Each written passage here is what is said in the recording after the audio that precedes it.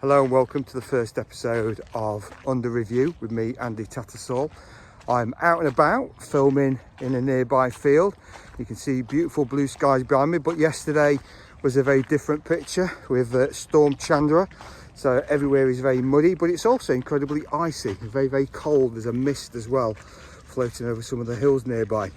But enough of that, enough of the weather report. On to this. This is the first in a series of podcasts stroke videocasts where I invite esteemed academics and professionals from the world of higher education, academia, to talk about the things that aren't working in research or in higher education, and they get the opportunity to put them into the under review bin.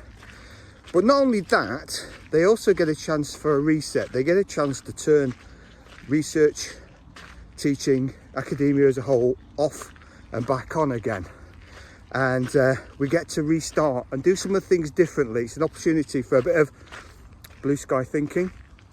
See what I said? Well, for the podcast viewers, they won't know that I've just pointed to the blue sky, but there we go.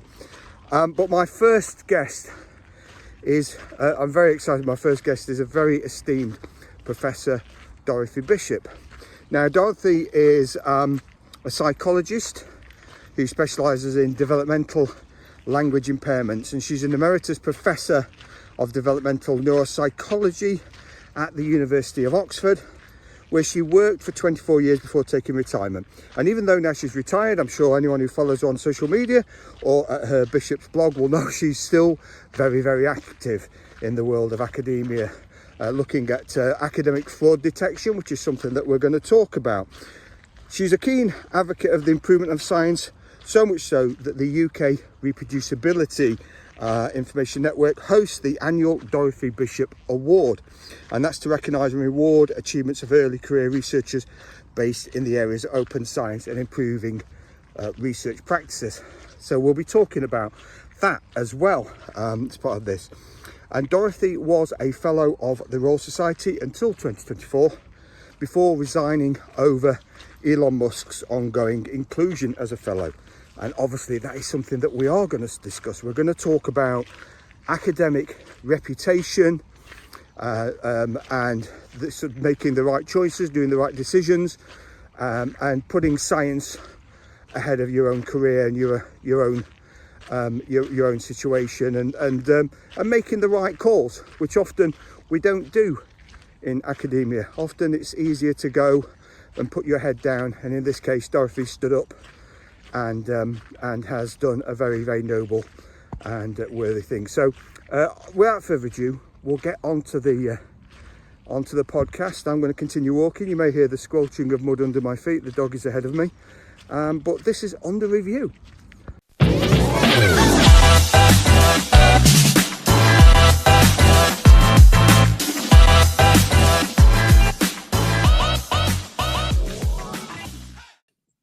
Hello, thank you for joining me today, Dorothy. I'm really flattered to be asked to do this, and it looks like fun. Well, I'm quite honoured that you've joined me, and we're going to jump straight into the deep end here, okay, and talk about the topic of Elon Musk. So, a person I know very close to your heart, and Elon's should we say reputation, certainly his behavior, led to you making a very, very important decision to resign from the Royal Society. At what point did you decide you'd kind of like had enough, you know? Well, what happened in 2024, I guess it was, in July, that was when Elon Musk started really pumping out stuff on his channel about Britain, British politics, and he was stirring up racial hatred around those Southport killings in a really, really worrying way. I mean, he was spreading misinformation, and various fellows of the Royal Society, I wasn't the one that instigated this, but various people were really concerned that he was a fellow of the Royal Society doing this, and wrote a letter to the president saying, you know, really, should his fellowship be reconsidered? And I was already sort of worried about him, but we then had a very, very long wait. I thought it was long anyway, before we heard anything. And it was really in October when I decided I really didn't want to stay there, because we got eventually a reply that just more or less said, well, we've past our lawyers, and we don't think he doesn't really meet grounds for, for expulsion.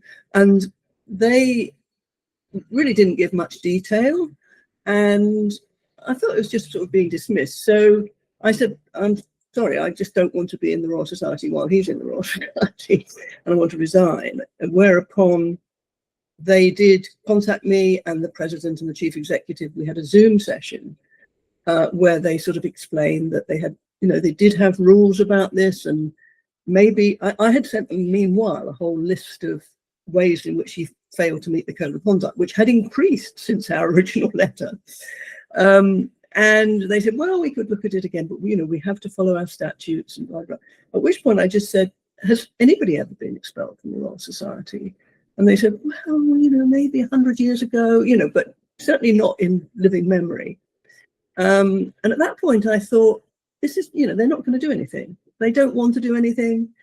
I don't like this. I felt I was being given the runaround, really. So I said, I still want to resign. They looked a bit shocked at that. But I think, I did the right thing. And the hilarious aspect of this is that I got far, far more emails congratulating me for resigning than I did for actually getting made a fellow of the Royal Society in the first place. So it was clearly popular with the public, if not with the fellows of the Royal Society. And it was well covered. And I followed this, and all of your communications and everything that you wrote was very pragmatic, very mature. There was no kind of flouncing off. No, it was a really, really for want of better, well executed. You'd really clearly thought about this, and you approached it in a very mature way, far more mature than how Elon approaches these kind of situations. I'm a more mature woman than but you also, if I remember, you wrote a piece, I think possibly on your blog, as a sort of just for balance, a kind of counter argument as to why you would stay. Well, why he might say, but this was partly because why he would say so. Yeah, people were sending in all sorts of arguments, and some of which were more reasonable than others. And I thought it would just be interesting to examine them each and say, what is the value of this versus that? And it was quite fascinating to see these arguments popping up again from time to time. Ever since this happened, which is now sort of about 18 months ago, somebody pops up and says, oh, this is, this is the reason he should go, and so on. But I'm pretty sure he won't be kicked out ever now, because he's done so many horrible things, and they still keep having meetings to discuss it, and they still decide they're not going to do it. Well, a few months later, you were joined by Professor Andrew Miller from the University of Edinburgh. Yes. As a second member to resign. And then there was the open letter led by Professor Stephen Curry, who is hopefully going to be a guest on this podcast. And that had 750 signatories on there from the science community. Yeah. So you think, regardless now of what's happened, what Elon does, he's keeping his place, do you think now? I think so, because I was quite surprised. There were two other things. There was a statement last autumn, so that would be autumn a year after, which sounded as if they might be about to get rid of him. Paul Nurse, I think coming in as president, made some sort of statement and saying that, we're having another discussion of this. And I thought, maybe they really have decided to get rid of him. But no, it again concluded that they weren't going to get rid of him. And then just a week or two ago, there was in the media another thing where Paul Nurse was interviewed about it and said that they wouldn't get rid of him because that would be, they didn't feel it was appropriate to get rid of somebody because of their character, because after all, Isaac Newton wasn't a very nice person. And, I sort of thought, oh my God, that is really disingenuous. I mean, we're not objecting to Musk's character, horrible though it is. We're objecting to his actions, and in particular, the extent to which he's damaging science in the US with all that dreadful sort of, when he first came in, when they were going around really shutting down, branches of science or sacking people. And that was all related to him in his official role. So I think if they can't see that as a reason for getting rid of him, I mean, Isaac Newton was horrible, but he actually promoted science and made discoveries. Musk is doing the opposite. He's actually damaging science quite severely. And I think it's really problematic if they start to say, we can't get rid of him because of his character. That seems quite wrong. Ultimately, do you think it's because the Royal Society is scared of Elon Musk? Given his if they were to eject him tomorrow, he would be on X, and that would lead to an awful lot of posts anti scientists. There'd be attacks on scientists potentially. Do you feel that there's a sort of a fear? And would it? Do you think? What would happen if the government were at some point to ban X for future crimes? Do you think then that they might say, "Oh, now's the chance for us to slope off," or do you think they'd still stay? Then, if I don't know about their presence on X. I'm not sure whether. I think they are still on X. I don't know if they're also on other platforms. I mean, the sensible thing to do is to get yourself on another platform and establish a presence, so that if you want to leave, you're not sort of totally abandoned. But when this was first discussed by the fellows who wrote that original letter, there was some sort of hint that because they were getting lawyers looking at it closely, that the real obstacle was fear of litigation. And of course, if Musk has got a history of taking people on, and he has so much money to throw at it that even if he didn't win, he could use up a lot of time and resources and money of the Royal Society.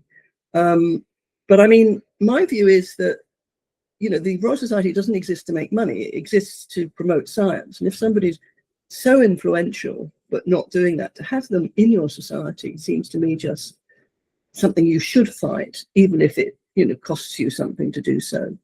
They were also saying at some point that they couldn't be political. This was the other argument that was being thrown about, that this would be political. And I'm beginning to wonder, this relates to your question, because I'm beginning to wonder whether, quite to the contrary, they are being political, in that they might have been leaned on by the government not to do anything because that would have upset Trump. And the current government seems very worried about upsetting Trump because it might damage various British interests, which, fair enough for them. But I mean, I have to tell you, my mother grew up in Nazi Germany, and and I've got a very, very strong sense that you don't appease tyrants. So, because that does not lead to a good solution. So, yeah, I think that may explain why I feel so strongly about it. Absolutely. And that leads me on to my next question, because, what do you think in terms of that wider message, in terms of integrity and ethics, that Musk is still a fellow of the Royal Society? Because, as we know, only a few months ago, FIFA awarded their inaugural Peace Award, which I think everybody could see that was it was a strange move. But then FIFA are a strange organisation who seem to do things that benefit FIFA. So, less said about that, perhaps. But the fact that they gave Donald Trump their inaugural Peace Award, it's a worrying trend. I mean, I suppose there's been some very interesting conversations happening in Norway regarding the Nobel Peace Prize and what's happened there. Yes, yeah, no, I mean, I think it's a nice parallel. I mean, to give the Royal Society their due, when Musk was first elected, he wasn't anything like how he is now. And a lot of people at the time, though, would still say, well, why are you electing somebody who's not really a scientist? I mean, he's more of an entrepreneur. But there was a move in the Royal Society to sort of include people who were applying science and, having important roles in that. And he's not the only one like that. So at the time he was appointed, it wasn't such an obviously crazy thing to do. It's just now he's there, they don't seem to feel it's able to get rid of him. And the real thing about ethics that it shows to me is that they've got this code of conduct. Well, it's just performative, right? I mean, they don't really take it seriously. So why have they still got it? And I even heard on the grapevine that they plan to water it down to avoid exactly this sort of problem cropping up in the future. So that doesn't really sound good. And I actually found I wrote down a quote from the Royal Society's website, which said, "What is their function? We promote excellence in science so that together we can benefit humanity and tackle the biggest challenges of our time." I mean, is Musk benefiting humanity? I don't think so. So, I think it just seems really hypocritical to keep him on. And I wish they would take a stand. So this podcast and this recording, it's an opportunity to throw things into the bin that we think are negative and harmful to science and to academia. Yeah. So I'm going to hazard a guess here that Elon Musk is going to go in the bin. Oh, I hadn't realized I could actually put him in the bin. Oh, you can put him. You can put whatever you want in the bin. Yeah, definitely Elon Musk. I wouldn't put the Royal Society in the bin. I mean, they do some good things, and they serve a useful function. But I would put in the bin their code of conduct, which they clearly just regard as decorative on their website. I mean, what's the point of having it if they're not going to really do anything by it? I mean, I can see that the Royal Society. The other thing about it is it's very undemocratic. And I didn't realize this until this whole issue came up. And it was quite clear that the views of the membership, the fellowship, were something they were more scared of than wanting to take note of. And that was really quite worrying, that all this debate was going on. And there was no point where they've got this illustrious group of people who are incredibly qualified and incredibly used to all sorts of things. It would have been nice if they would actually have asked their opinion. I mean, I can see that a society can't keep having referenda about every single issue. This was really big. It was affecting their reputation. It was affecting a lot of the fellowship who are in the USA. And I think even if they then decided not to perhaps act on, whatever the majority view was, they should have canvassed a few more views to get a rounder picture of what was going on. So I think I would put in the bin their current system of governance that seems to avoid that altogether, and see if they couldn't invent a slightly more democratic way that made use of the fact that they've got this very illustrious fellowship. I even wondered whether one could say they should perhaps limit the duration of a fellowship and award it to somebody for 5 years, renewable if they're really useful, but not make it this sort of lifetime thing. Because if you do that in a society, I think you get quite ossified, and you get all the sort of very old people who stay on and on and on. They need an injection of younger, newer blood. I mean, I think one of the other things about the Elon Musk affair that came across was that none of them are really on social media. So they had no idea how bad Musk was, whereas anybody looking at Twitter was thinking, oh my God, what's he going to do next? So I think, they could rethink. I mean, they're not going to, but you're allowing me to fantasize. I think they should rethink how they run their society. Well, that's what I was going to say, because, again, as part of this podcast, you get to sort of like turn a switch off and turn it back on, and we can have a restart. So the suggestions you've made about a time limited, I was wondering whether that was an option, the time limited, in the same way that people get honorary positions at institutions, or an emeritus professor, etc. And lots of these things are often time limited because of the very nature that other people are coming through.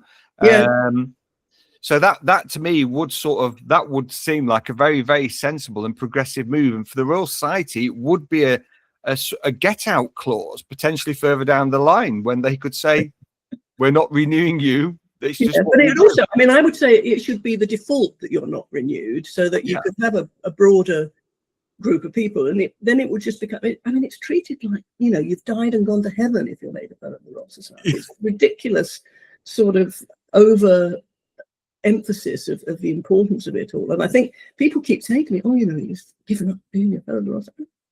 I mean, for me, it's not such a big deal, but obviously I'm not normal. Well, I think you're very sensible. So, but in terms of anything else that you would throw in the bin as a result of this, is there anything? So we put the code of conduct in there. We start again, rethink that. Yes. Anything else that's maybe come as a result of the sort of the last year or so, the last 18 months, that have made you think differently about science and research and its wider culture? Well, I've got a lot of things to say about you know, with my other hat on, I've got a lot of things to say about things like research fraud, which is also growing, and so on. I don't know that the Musk thing has done more to me than just make me more cynical than I was, and I was fairly cynical to start with. I'm not sure that, beyond what I'm saying about specifically the Royal Society and how it organizes itself, I mean, I think those comments would extend to a lot of academic institutions, not institutions so much as societies, where I remember Richard Feynman, somebody was recycling a video clip of his, and he was wonderful because he just hated he said people kept trying to get him to be, you know, accept some honor, and he found that when he joined whatever honorable society it was, they spent all their meetings discussing who was going to be included, you know, who they were going to elect, or in particular who they didn't want to elect under any circumstances. And, you know, it was just sort of inward looking.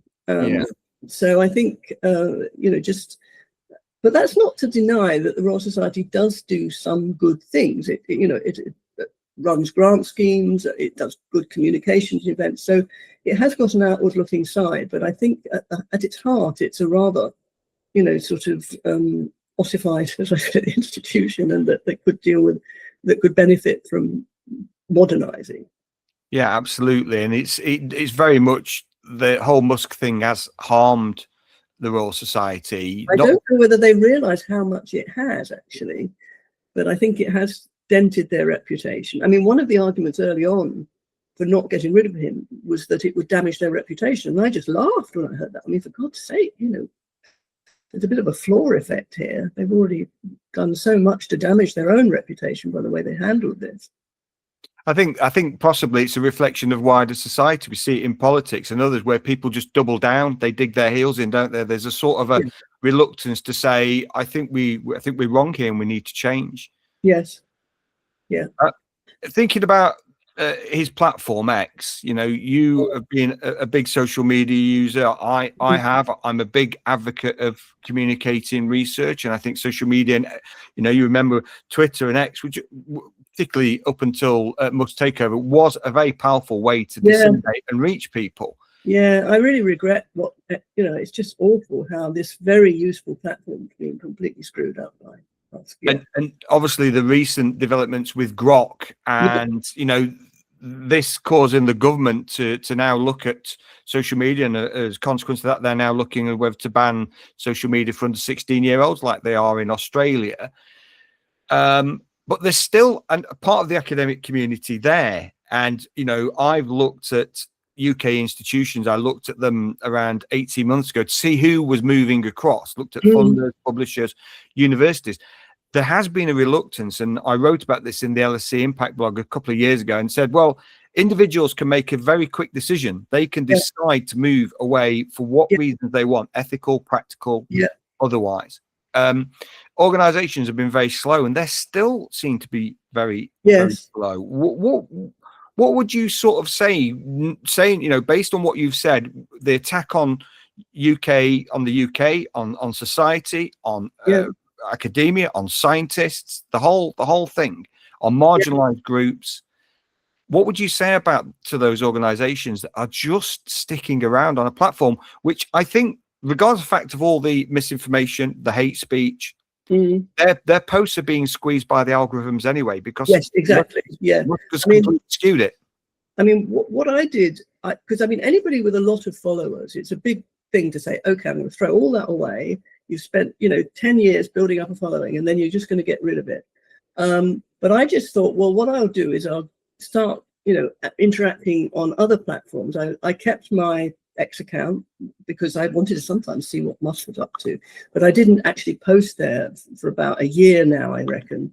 And I found that you could sort of gradually transfer. And although I've now got fewer followers than I had when I was on X, I have just as good an experience. I mean, there's a sort of a bit of a ceiling effect with numbers of followers. You need enough that if you say something interesting, you know, or you're asking a question, and in academia, that's often really useful to ask it and get ideas from people. You just really need enough followers that you get some people engaging. And Yeah, so I think they should bite the bullet and realize that the quality of the experience is just completely different in, on other platforms, which they may not realize. So I would definitely say that they shouldn't be quite so scared about moving. They should, and they could keep a foot in either camp for a bit if they really wanted to. But I would recommend that the quality of the experience that they get and the quality of their followers will be such that it's worth the move, because you won't have this algorithm really sort of just forcing all this right-wing nonsense down your throat. I mean, it was such a hub, Twitter, from that period sort of 2010 to around 2020. Well, the start of COVID, an awful lot of research was shared relating to COVID. And it was such a hub for people who were trying to reach the media, and a lot of journalists, of course, left X now. So a lot of the media have gone. And people have fragmented into different places. LinkedIn's an awful lot more activity. Blue Sky certainly is showing signs. I doubt we'll see the golden age of what we saw with Twitter. If you were to sort of, again, to be in charge of research dissemination in terms of, let's say, academics just talking to academics, not necessarily the media or the public, and you could turn things off and on again, what would you do to restart? What would you say would be that place? It's a very tricky question, I know. But you're in charge for the day and you get to restart. Yeah, I mean, I think there is a role for something that is like old Twitter and something that's like old blogs. So funnily enough, I mean, I joined Twitter before I started a blog. And the only reason I started a blog was because I wanted to say more than you could say on Twitter, which at that time was only about 140 characters. And I found the two were amazingly effective together, because you could have little discussions on Twitter. But at that time, with blogs, you would also could have really good discussions in the comments. And that's gone. That's completely gone. Largely, I think, because there's been such an influx of spam on blogs that you have to put in moderation, and that slows everything down, and people can't just type something, they have to be approved. So that's a downside of blogs. I mean, I've never got into things like TikTok or what you're doing here, podcasting, but I think that's effective. I mean, podcasts, I get a lot of useful information on because I listen to them while I walk. When they first started out, I thought, why do people want to sort of listen to something? Why don't you just read it? But of course, if you're driving or you're walking your dog or whatever, it's great to be able to just listen to interesting stuff. And so most of the podcasts I follow, well, I wouldn't say most, it's probably 50-50 sort of current affairs and either science or other sort of niche interests. But it's a good way to communicate. So I would say that the one rule I would have with particularly social media like Blue Sky is, I think that one of the reasons it's been more successful is that it has basically, people have been saying, if you're on Blue Sky, whatever you do, just block people who are, trying to have an argument with you. And on Twitter, when I was involved in some of these arguments and after a bit, I realized, there's arguments with other academics which are just normal. And then you get these arguments where people jump into your timeline to tell you you're wrong. And after a bit, you realize they're not wanting a debate. They just want to sort of push you back or knock you down. Some of them may even be bots. And as an academic, you feel, well, you should be able to hold your corner, make your arguments, persuade. And after a bit, I thought, no, I don't want to do that. And I adopted what I call my pub rule, which is, think to yourself, if you were down the pub, this person walked up and started arguing with you out of nowhere, what would you do? Well, you basically tell them to go away. I mean, if they were a fascinating, interesting person, you would encourage them to come and sit down and have a conversation. But I think we have to treat social media a bit like that and not feel obliged to engage in an interaction. So quite a few people I really respect on social media, really got me to thinking that it's absolutely fine to just block out input from people that you find irritating, because that's what you do in day-to-day life. So that would be my advice, is to use what we have now. I can't think of a new system, but I think we have got podcast blogs and sort of social media like Blue Sky, but be warned that there are some people who are just out there to disrupt, and you just should ignore them. So do you think, it's probably a leading question because I think we're both communications advocates, but do you think not nearly enough emphasis is given to, so we teach a lot of, particularly in the science fields, how to do science communication, and that's often explaining in a very lay, plain English, often exciting way to go to school children, which is really important.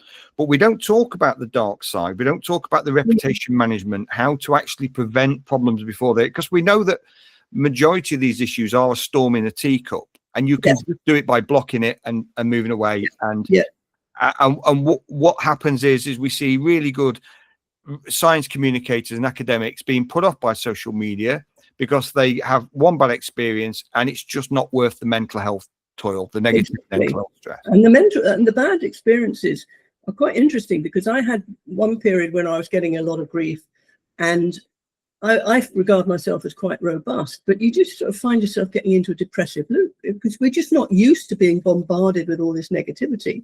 And even if you know it's, you know, that most people don't think negative thoughts about you, and you can say these are a funny group of people, it is quite unsettling, and you do have to sort of shut it down. If necessary, you might take a break from social media, but I quite agree. I think people need to be taught how to do that, because it's such an unusual form of communication, and you need to sort of keep yourself, you know, as you say, keep aware of your mental health. So yeah. So what we're going to put in the bin from this, I think, trolls and bots. Yeah, definitely. And algorithms that push nasty things to you. You know, sort of, I would rather, I mean, I tend to try and avoid in all my social media any channel that sort of starts saying, this is for you. You know, I tend to say, I want to follow certain people. And if you follow interesting people, they will inject into your feed other interesting people. And then, you know, I found I just identify interesting people from who my friends like, and then who they like. And I get a very diverse and interesting group of people. I don't really want to be told by an algorithm that this is somebody just like me, because I quite like following people who are, you know, you wouldn't predict I would like to follow. Yeah, and I think we find still in life, I certainly find this, that the best recommendations for music, for film, for TV, for theatre, for all kinds of things come from people, not an algorithm. Exactly. It'll show you things that you like. Yes. But will it show you the really good stuff? And that exactly. I still find on Blue Sky, even though the network is smaller and the conversation is not as constant as it was on X, I'm still following and connected with people who are telling me things that are so useful. Yes, absolutely. I mean, the problem with it just in recent months has been, I mean, I wake up in the morning and I see what's coming overnight, and it's been nothing but wall-to-wall sort of awfulness from America. And it's, but before things got that bad, it was more like old Twitter. And now I think there's occasional signs of it getting back to that. But obviously, if there are major world events that affect people taking place, they're going to talk about them. So I hope that the world settles down a bit and we can then get back to having our normal sort of cozy natters. Absolutely. I think particularly with what is going on, and going back to the conversation around the objectives of the Royal Society about sharing knowledge and evidence, and good practice and good science, that we have to engage as a group online, because if not, we're going to we've got this whole group of society, haven't we, who can be swayed either way, whether that's voting for political parties or other decisions, that sort of middle of that sort of diffusion of innovation curve. And so by putting evidence out there, we are actually trying to do good. Yeah, absolutely. Yeah. What do you think about, as part of that, as an aside, that message that often gets overlooked, that science can be wrong? We saw that in COVID, didn't we? We saw where decisions made, and that builds a distrust in society because it isn't communicated properly. That's the science changes. How would you address that? Yeah, the best person to talk to about that is David Spiegelhalter, who went to a wonderful lecture by him where he says, you know, it's absolutely the wrong thing for scientists to say, you know, you must definitely do this. You know, the vaccines are 100% safe.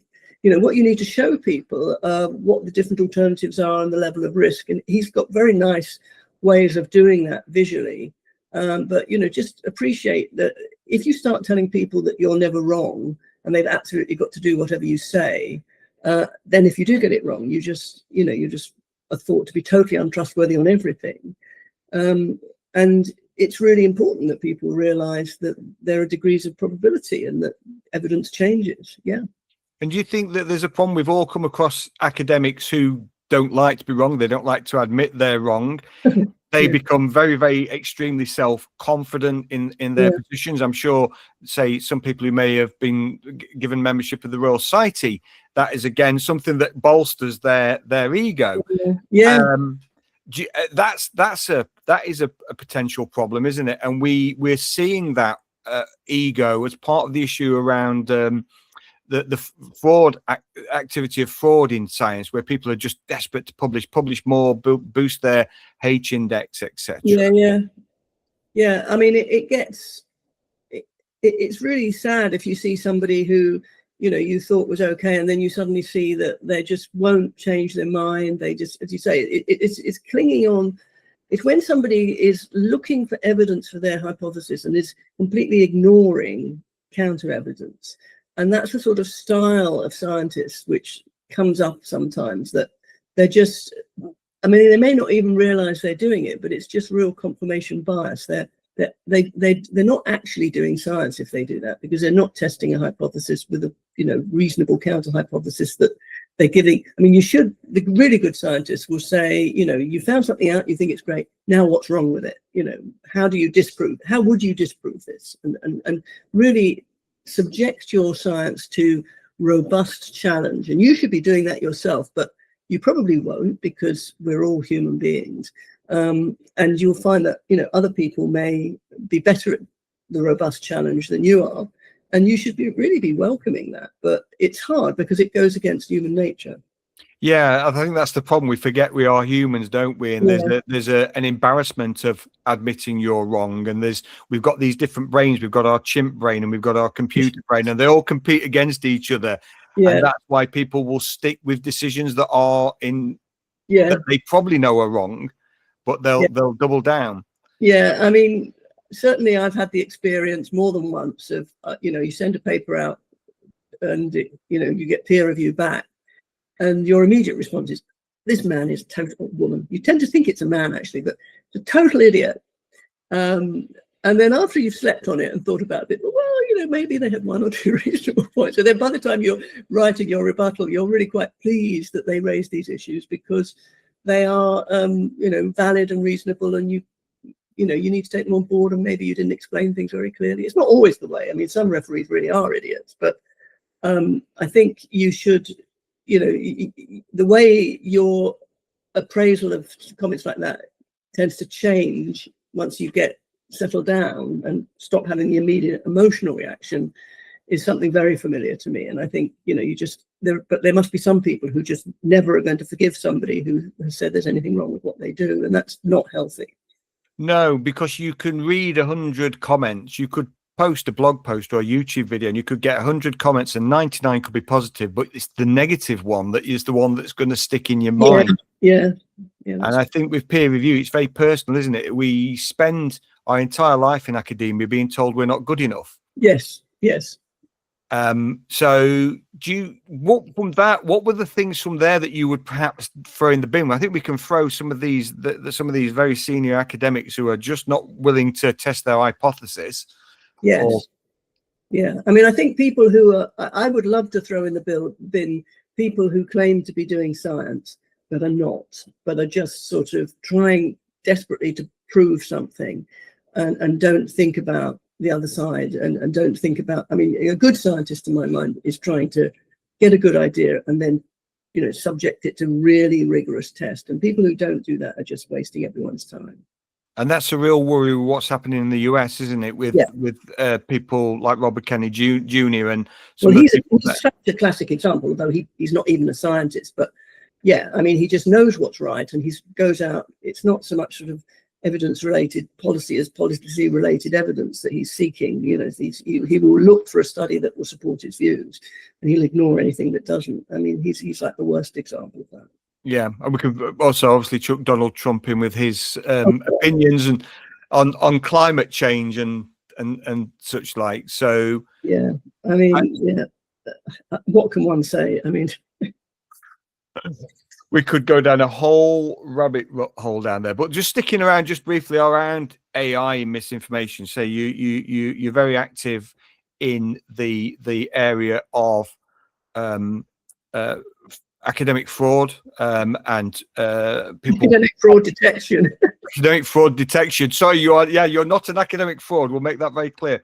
But academic fraud detection, people falsifying data, people using AI to write nonsensical papers with hallucinated references, these generated figures and images, etc. And I saw the story recently about the young gentleman currently cycling around China, I think. Soto David, yes. Yeah, received a nice fee for the hard work he's been doing in the background. It shows that there's a reward here to go after this, but it also shows the extent this problem is. It's a huge problem, and I'm talking to Elizabeth Bick about this.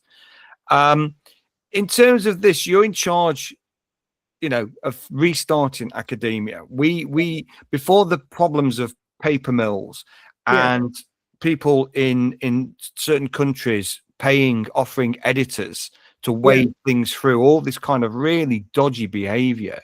Yeah. What would you do? How would you tackle that? Now I know it's a big problem, but is there something you do if there's like a switch we can turn on and turn off, and from tomorrow this just won't happen? We're going to do this as a preventative. Well, what I thought when I saw that you were going to ask me this was maybe I could tie this in with this interest in reducing the amount that people publish. Not sure it would stop it, but suppose I waved a wand and sort of instituted a policy that nobody could publish or be an author of more than 3 papers a year. Now, how would people respond to that? Would they just do 3 fraudulent papers? I mean, some people might. But I think that it would reduce the pressure on quantity and increase the pressure on quality, because if you're limited in this way, you're going to sort of write a big, juicy, meaty paper that really says something, and that you have longer time because you're not frantically, continually trying to publish stuff to think about it. And of course, this would be very similar to what it was like, you know, in the end of the last century. That was how normal science was done. You were allowed to sort of keep plodding on and really getting to the answer of something rather than continually having to churn out papers. So, of course, this is a bit the opposite of what you were saying earlier, though, about maybe we should only publish little bits of things. That's another view, that you shouldn't feel obliged to publish one big paper. My view is if you just said anybody who publishes more than 3 papers a year, we're not going to take seriously. Would it slow down science? I don't think so. I think actually things would improve because we wouldn't have this vast amount of dross to deal with. Of course, you know, where you're talking about paper mills, you're probably talking about mostly about desperate people in countries which they probably want to get out of, and where they, you know, feel they can't make their way without having some of these publications in Western journals. And I mean, to stop that altogether, you would really need to change how those scientific systems work. I mean, the insidious thing about fraud, of course, is that if you allow it to flourish, the fraudsters get to the top, and then they control everything that comes below them, and they're not going to want to change any of this because they've succeeded in it, and they only want people who will not, you know, show them up as bad. So that's probably rather a garbled answer, but I think reduce the number of papers and do something about, you know, countries where there is a lot of fraud. They need to reset. You're in charge. You get to say, yeah. And so that's it, 3 papers, because it also the benefit of this is it also cuts down the amount of peer review that's needed. Exactly. Now, of course, what would happen? In fact, when I have talked about cutting the number of papers, I've had howls of opposition from quite often early career researchers, particularly in the US, where I think they feel that they are very vulnerable because you can't get tenure unless you have, something like 10 papers a year. I mean, it's to me, it's unbelievable how much is expected of them. But there were people saying we couldn't be competitive if you enforce that and so on. But you'd have to enforce it everywhere, all at the same time. And the other people, of course, who would hate it are the publishers, who want to publish more and more and more and more, and have this model of infinite growth. Probably we should say the shareholders. Yeah, maybe. But I mean, I think the publishers will do what the shareholders want. Absolutely, yeah. And they certainly have been ramping up. And if you read some of their, directors' reports and things, they're very open about saying they're going for more growth. And you think there's a limit to how many good scientific papers are produced. And, there's a limit to the number of people that can be editors and peer reviewers. This is a system that cannot be grown infinitely without really upsetting it and creating a lot of bad quality stuff. And the whole ecosystem just generates an awful lot of anxiety, doesn't it? So you've got a lot of researchers, not just early career, you've got people in mid-career. They're just so anxious now because they're doing the research, and then there's the pressure to publish and publish more. And then the pressure ratchets up when they're told, well, actually what we want you to publish are 4-star publications for the rest. I mean, the other thing I would recommend is if you started to say for the scientific papers in certain areas that you should always pre-register your study, and perhaps even adopt the registered reports format where you actually get your pre-registered study peer reviewed, and then you get it accepted in principle in a journal, then it takes away some of that pressure, because you get feedback on it at an early stage when you can actually do something about it and maybe improve your design or whatever. And B, you have a guarantee that the paper will be published regardless of how the results turn out. Now, journals often say, oh, we wouldn't like that, we get a lot of rubbish. But if you actually peer reviewed the initial proposal well and stringently, it would mean that you would be accepting papers on the basis that they had a good design, a sensible question, an analysis plan that could answer it one way or the other. And so it should be high quality work. You wouldn't want to accept it if it wasn't. So, but it's very, very hard to. I mean, some journals have adopted this model, but it's very, very hard to get people in, for example, the biosciences to think that way, even though it's been shown in clinical medicine to be really useful in allowing non-significant results to get published. If you're testing drugs, you do really want to know what doesn't work as well as what does work. And if only the drugs that do work get into the literature, then you're really wasting a lot of time and money and you're getting a false impression. Yeah, and that's something I'm going to talk to Stephen Curry about the null and negative results and the financial cost related to that by people in effect wasting their time on studies that have already happened many times. Yeah, there's that. And the other thing that people may waste their time and money on is just doing studies that can't give you a sensible result because they're too small or the methods aren't appropriate. You've got some unreliable measure with a tiny sample. Then I can understand people not wanting to publish it if it's a null result, but they should also not want to publish it if it's positive, because it's just a badly designed study that's likely to give you false positives as well as false negatives. So we're going to throw the sort of the mass publishing model in, the publish or perish, and similar. They're going into the bin. Okay, good. A more measured approach, because we know that a lot of papers never get read. We know that they've been read by the authors and not always probably by the peer reviewers. Not always by the authors if it's from a paper mill. No, absolutely, yes. Yeah, absolutely. So we know that they're not always we're not always read. There's a lot of papers that don't get read. And what interesting is a suggestion I had a conversation I had with Professor Stephen Pinfield a couple of years ago, and I asked about how the issue of the exponential growth of publishing, and he said, well, the way that I would do it is for every paper you published, you had to peer review X amount in response. So whether that was 2 or 3. So if you publish 3 papers, you've got to peer review 6. Yeah. And I thought that was an interesting take. And again, obviously, we know academia moves very slow, and there's lots of good ideas out there. But the part of this kind of podcast is to think a little bit out and say, let's be brave and let's do this. And in our world, we can do this, even though we know it's not easier said than done. But moving on to you there's an award after you, the Dorothy Bishop Award, which focuses on early career researchers who contribute to the promotion and delivery of activities that have served to improve research quality or promote open scholarship. Yes. But we know that universities, and certainly academics who get further down the line, the focus is on publishing 4-star papers, chasing increasingly larger pots of money rather than smaller pots that might lead to some very interesting research and lead to further research and collaborations. So, which is at the expense of improving methods. You know, people don't have time to improve methods. They're just publishing and researching. Also making things open and collaborative. It's an extra tier to that. So how do you address that? Is there anything that you'd put in the bin that's preventing early career researchers doing something that everyone's sort of saying, you know, we know this is good. We know you should make things open. We know you should do things this way.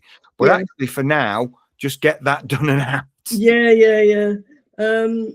Well, I mean, I think perhaps what might go in the bin are quite a lot of guidelines for criteria for giving people grants or giving people promotions or appointing them to jobs if they only emphasize 4-star publications or, you know, number of publications. I think we're already part of the way there, though, I mean, I know Wellcome Trust, and I'm not so sure about how far UKRI is fully on board, but Wellcome Trust certainly, when you apply for grants, would not say, show me all your publications. They would say, show me depending on career stage, maybe what's your 4 best publications.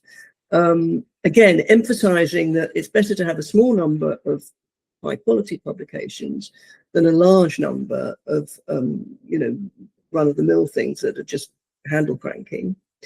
So I think that helps. And also perhaps there could be even stronger emphasis on reproducibility. I do think it's the funders who hold the keys to the money, and they some of them have been, you know, moving in the right direction in a rather slow way. I think they don't want to make people nervous or do anything that will upset people, but I'm not sure why they should worry about that, because actually, you know, they have the money and people want the money. People are going to have to do what they say. So if they said, when you write a proposal, you have to agree to make your data open, and you should agree to make your code open, or whatever methods you use in your materials, and you should agree to not publish more than 3 papers a year, that would be sending the right signal. And I think that, you know, that they're moving in that direction, and some funding agencies do already start saying, you know, you have to have a data sharing plan and all this sort of stuff.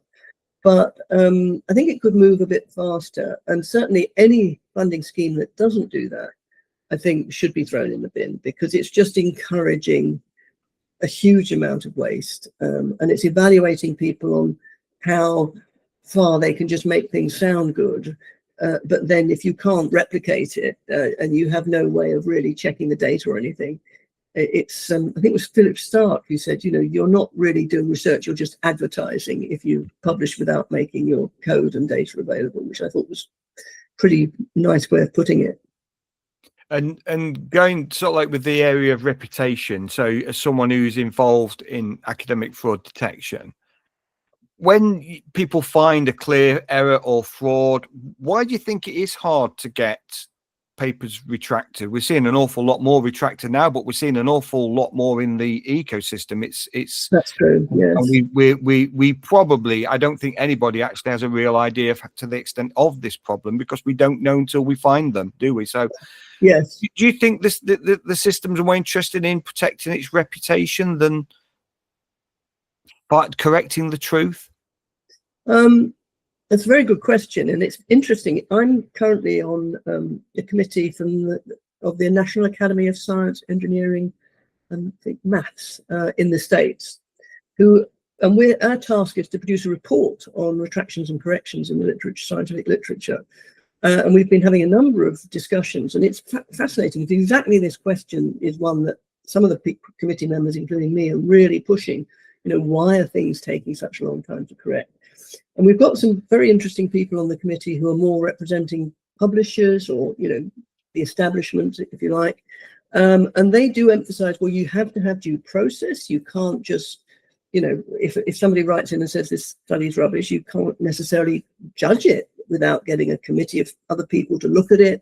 And you can't just sort of ride roughshod over authors in case, the person making the criticism might be wrong.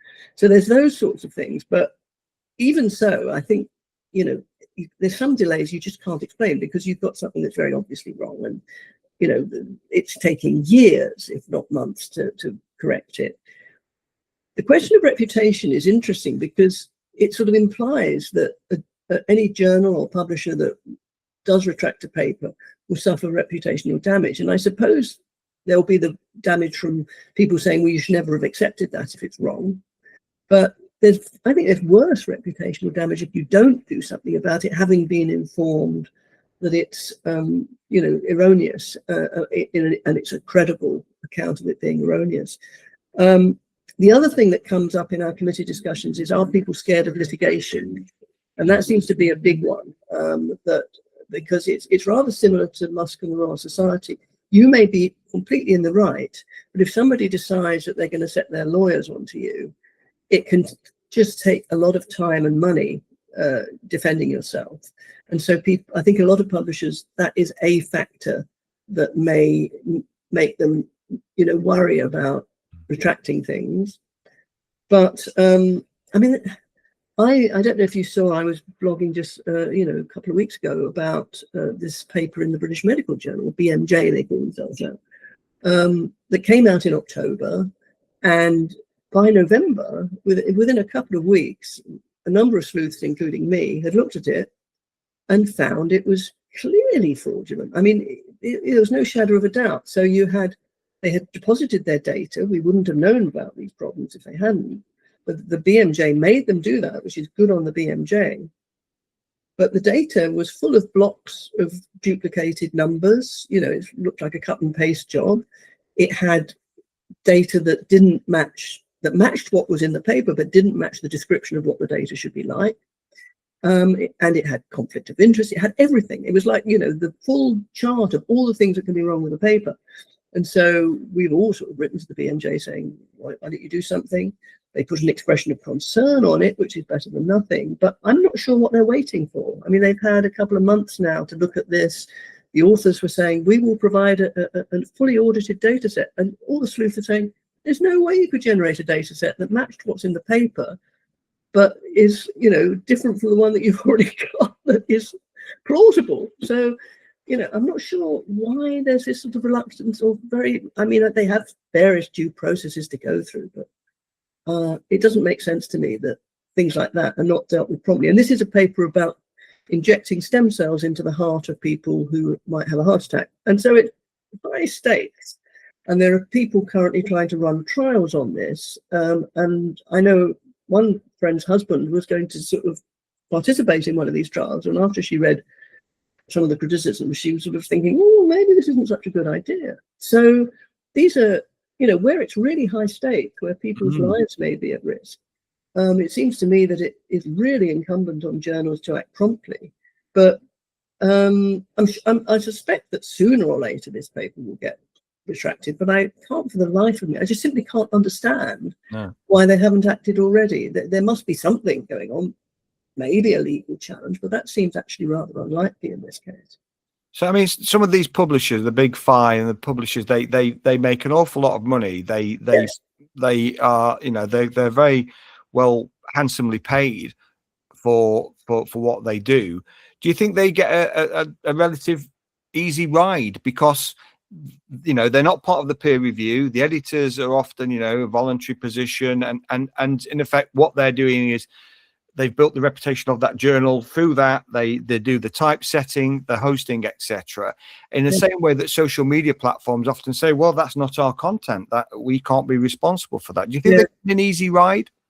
Well, I think ultimately the buck stops with them as to whether to retract or not. I mean, they will say that you should in the first instance write to the editor, but I think increasingly we're realizing that quite often the editor is the problem for some of these papers, because they have been corrupted and they're letting stuff in. So they have to ultimately take the responsibility.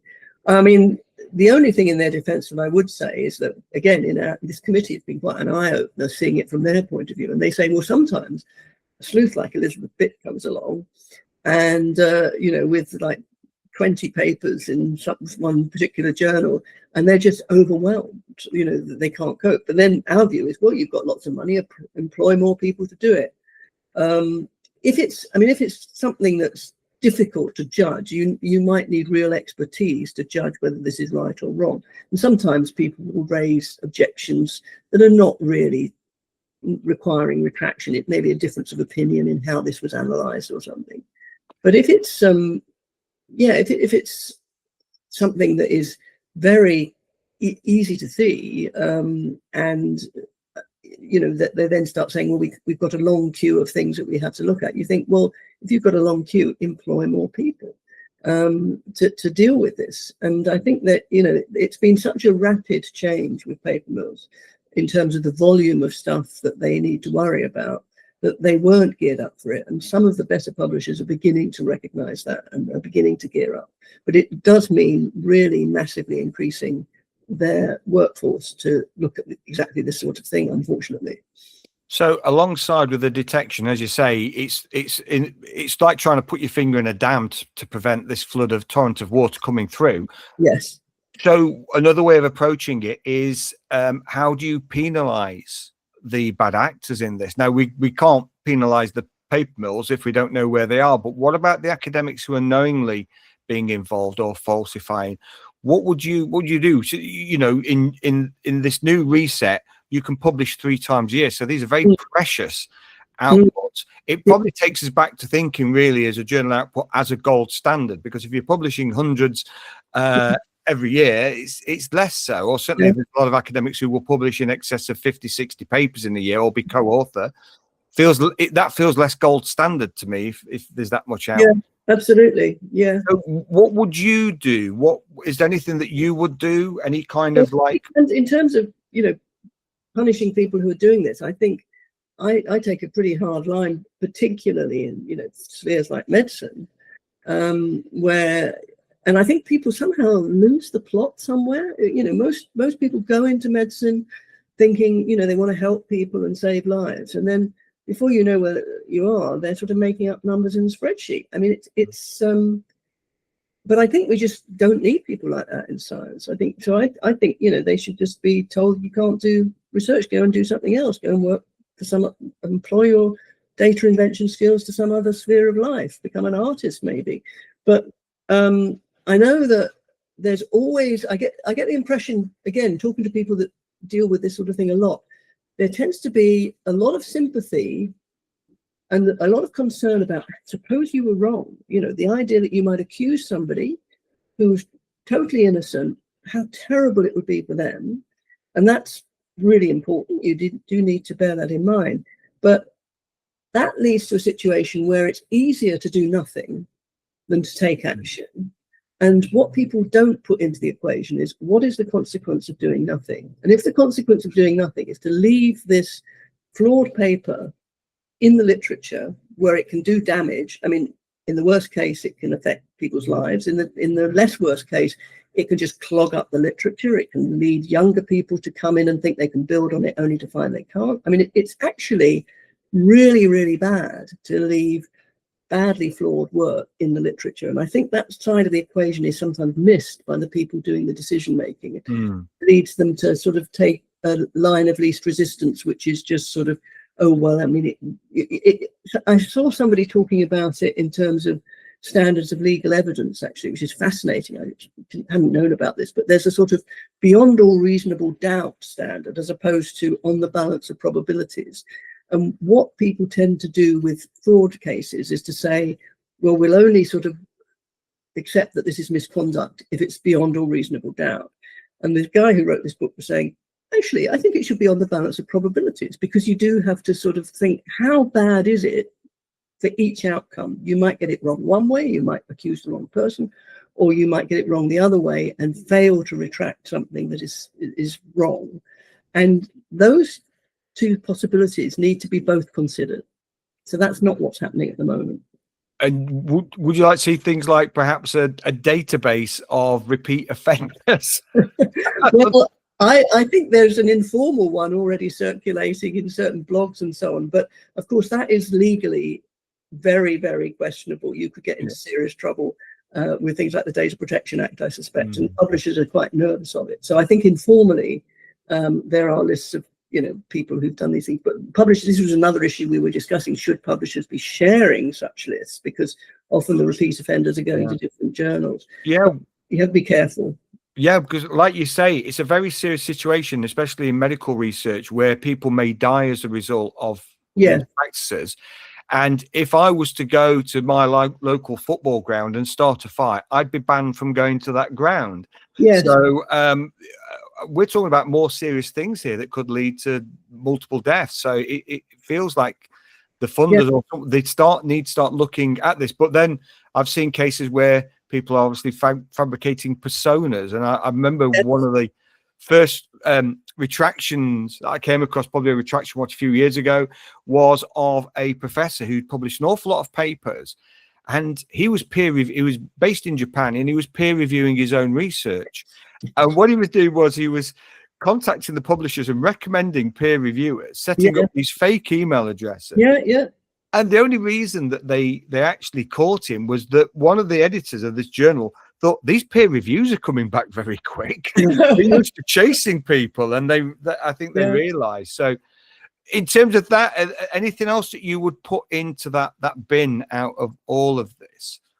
I mean, I guess the main thing I would put in the bin is the focus just on the impact on the fraudster and not on the impact of doing something that might be wrong, as opposed to the impact of not doing something. I mean, to me, the singular focus on the first of those is what needs to go in the bin, and people need to now sort of be forced to think more about the consequences of not acting. But that's not very concrete for something to go in the bin. But I mean, in the world of publishing, I think the other thing that obviously would need to go in the bin are editors that are corrupt, because the interesting thing is the publishers, I think, haven't really got on top of this, and they tend to just leave the editors to do things. And I keep seeing editors who are clearly corrupt and are letting stuff through that should never be let through, and so on, and probably getting some money from paper millers or others, or perhaps desperate authors. And so editors who are corrupt should definitely go in the bin. But that will, again, you can't really do that unless you do this thing of also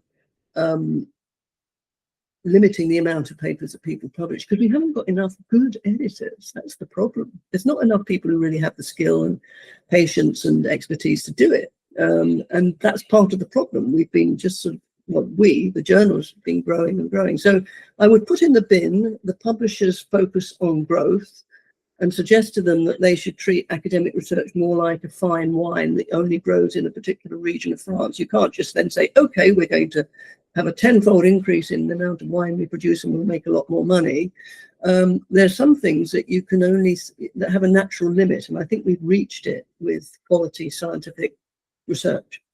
Yeah, and of course, bad editors probably have friends who are bad editors, and they invite them along to be co-editors. No, there's a lot of very bad stuff going on, I'm afraid. It's become, I mean, I think there are entire vast groups of people for whom it is just a game that you play, and they really don't have any sense of science like a religion, which, the good scientists really think science is something we really should take very, very seriously and not break its rules.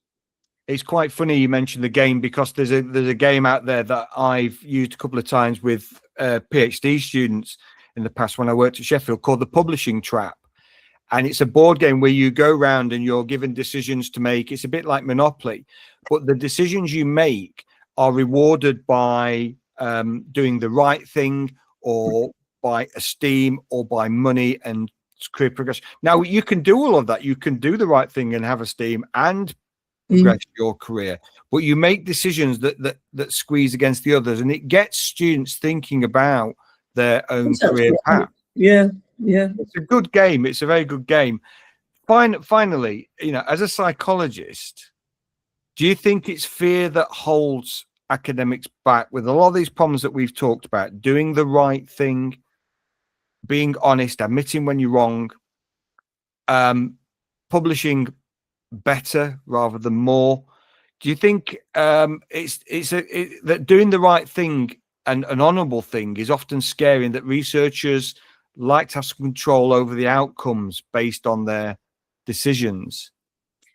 Yeah, I mean, I think what I've begun to realize just recently is that it is a sort of fear, but it's principally, I think, not a fear of lack of control, but it's a fear of social consequences. And I've been very influenced just in reading a couple of books this last year. One is by a guy called Carl Elliott, and it's called The Occasional Human Sacrifice. And Elliott is writing about whistleblowers and has case histories of whistleblowers, having himself been a whistleblower in his own department, about a really unethical medical trial.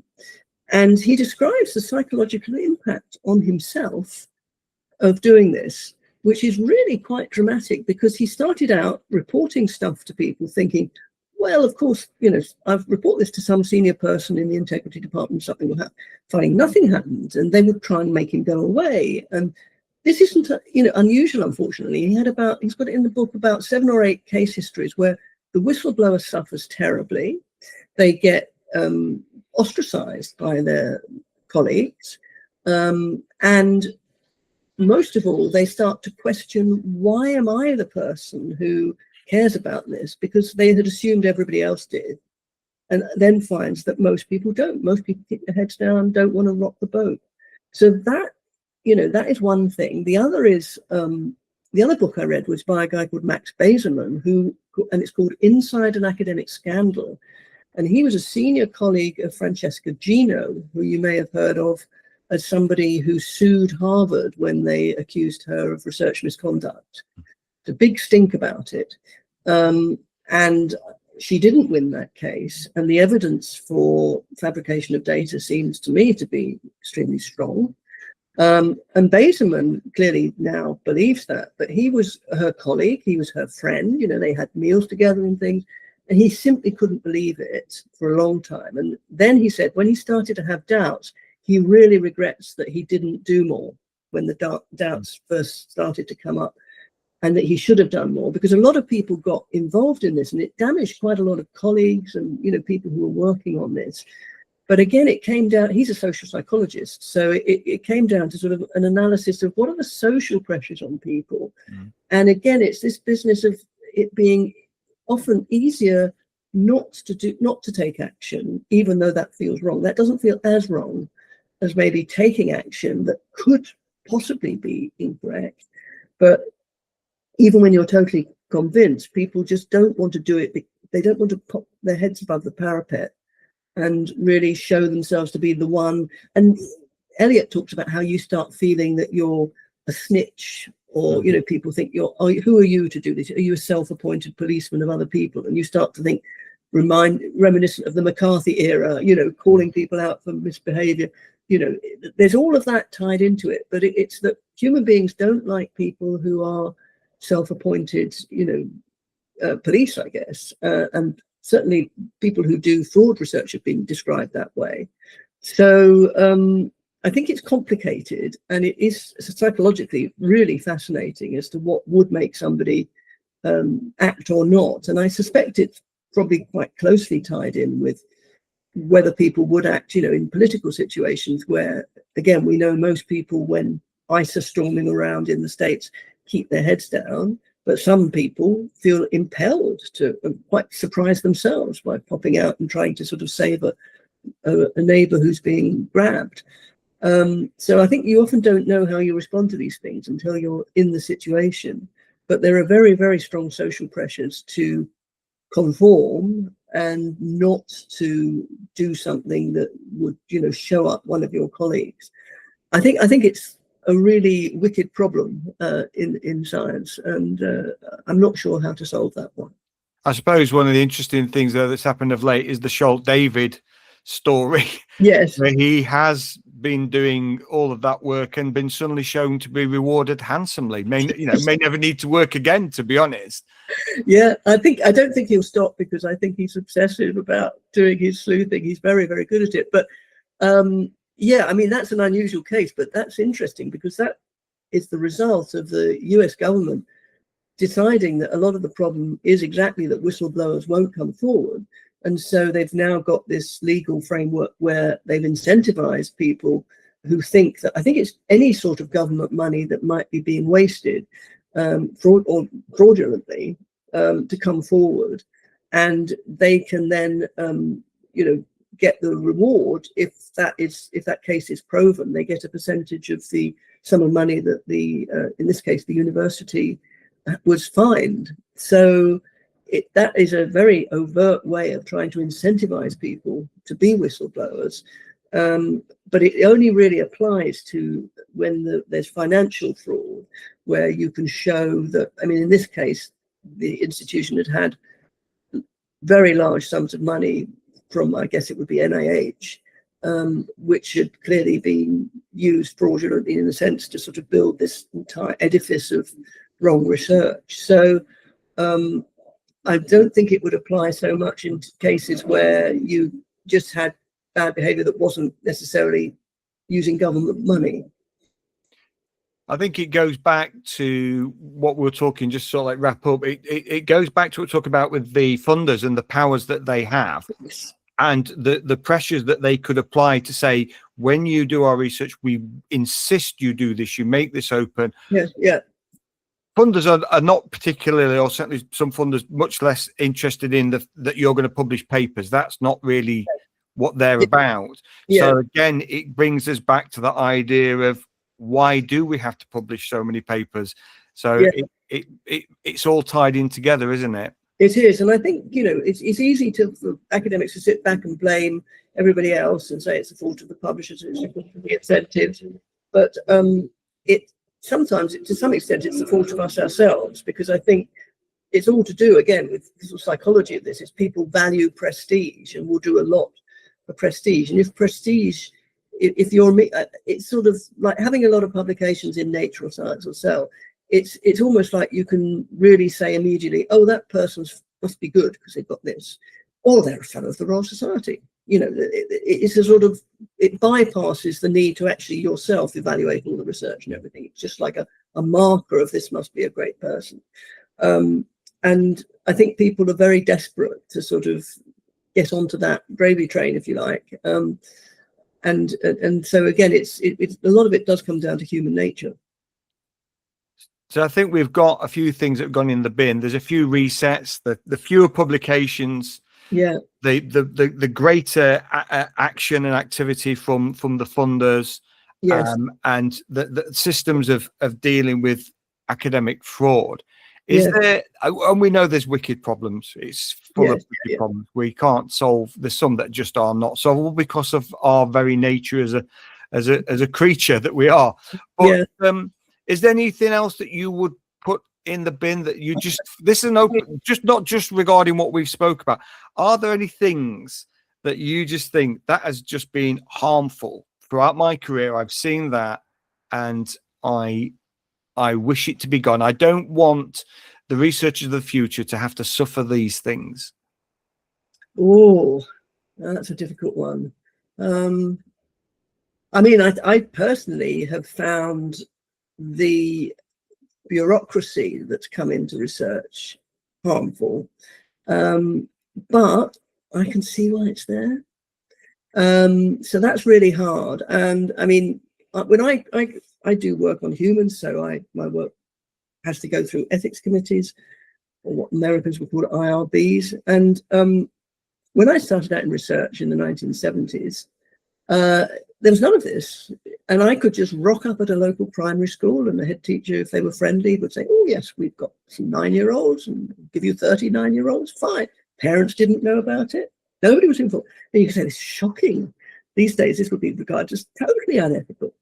And of course, we've come now to a situation where everything has to be scrutinized by an ethics committee and looked at, all the manner of details are checked. You know, what exactly are you going to do? Some of that is definitely over the top and more than is needed.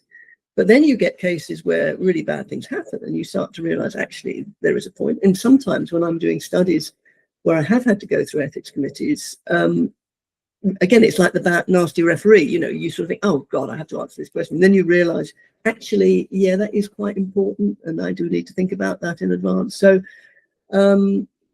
but I did find when I had a grant from the ERC, that was the last grant I had before retiring, and there I had got ethics approval from Oxford University, and the ERC wanted a whole load of additional stuff. And at that point, I was really oh yeah, I really felt I couldn't cope with this because it was taking up a lot of time, and it did seem to be just bureaucracy. And I could see from their point of view, they can't just say, oh well, you've got your local ethics committee, that's fine, because they're dealing with research from all over Europe, and they might have got people who don't have decent ethics committee systems in place. But I mean, the amount of time I spent, and in the end I sort of didn't know how to answer things on this form, and I phoned them up, and it was so clear that the person at the other end who was dealing with it, all they wanted was to be able to put a tick in a box. It really was a box ticking exercise of the worst kind. And whereas then you'd get something that really was an ethical issue and they weren't concerned about it. So I think look carefully at the bureaucracy of the system and how far would we lose. It's very similar to people saying, well, you know, business regulations is tying up business in red tape. And then you find you get rid of the regulations and you have some awful thing like, you know, places burning down and because of insufficient caution and so on. So again, I suppose it's a balancing job. But at the moment, I think the balance has gone too far in the direction of bureaucracy. And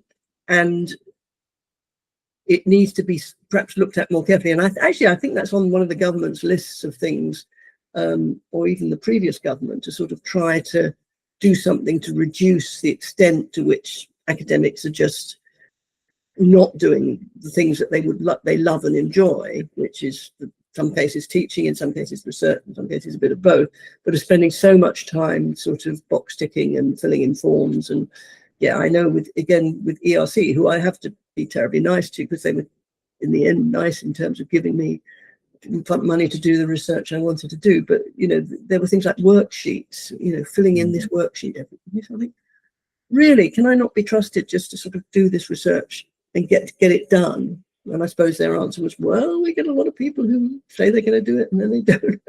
It's just unnecessary red tape, and obviously, you know, academics learn to be academics. They learn to research. They don't learn to be administrators, and Yes. And that's why you have professional staff. And as we've seen in a lot of universities, there's been a squeeze on professional staff. Yes. So do you think it would be, as a final kind of question, again, probably a leading question, someone who's come from a hybrid background, mine was a sort of hybrid professional part academic background. Do you think, you know, we've got to that point where we really need to say, look, these parts of the jobs do need specialist people doing it wholly, not just people who are advising and helping, but actually someone whose job is just to write research bids. That's all they do. They do research bids day in, day out with some input from the academic. That person deals with the ethics day in, day out. That person deals with the information governance. That happens obviously in certain areas. If you're working in medicine, you've got people who are doing information governance. They've been ahead of everybody in that area and still been late to that party as well. But do you think that would be a possible solution? I know, again, you get to turn academia on and off tomorrow, and money is no objective. At the moment, money is the issue in academia. But do you think that would help? Yeah, I mean, I don't know. I mean, writing grants, I mean, I'm not so sure, because I feel to write a good grant, you really need to be so on top of the area. There's writing the grant, and then there's filling in the proposal on the form. I'd certainly be very happy to sort of write the science and then hand it over to somebody else and say, yeah, okay, stick it on the form, cost it, get the ethics approval and all of those sorts of things. I mean, certainly, I think there would be a case for, I mean, and I have really noticed the difference working in various departments without naming names, or even within the same department, but with different administrative staff. It makes a huge difference to have somebody who sees their job as supporting you. Whereas, you know, somebody's doing that job because they're not really interested in it, and they just sort of know that, again, the box has to get ticked, but they regard you as a nuisance coming to them with bits of paper and so on. That makes a huge difference. So having well-trained, qualified people who really are regarding their role as supportive, not sort of just form filling, I think it does make a huge difference. And I'm very grateful to the good professional staff that I've worked with over many, many, many years who really have helped. Yeah, it makes for a collaborative, respective, yes, cohesive environment, doesn't it? Yes. Everyone's working as a team and pulling in the right direction. Yes. Anything else last to chuck in the bin? You keep wanting me to chuck things in the bin. Well, you've chucked plenty. You can chuck the weather in the bin. Yeah, we can definitely chuck the weather in. Well, I don't know. We need the rain, don't we? It rains and rains and rains. And then I cannot believe how the summer comes around and they say, we've got a drought. We'll chuck the water companies in the bin. We should definitely put the water companies in the bin. That much is true. They do seem to be doing a terrible job. And one wonders how on earth they can still keep doing it. It's Well, I think there needs to be an under review podcast series of national utilities, and yes, there'd be plenty to go up with that. But I want to thank you for your time, Dorothy. It's been a really informed and enlightening discussion. It's been great fun, and I've really enjoyed talking to you. So thank you very much. Thank you. Thank you very much.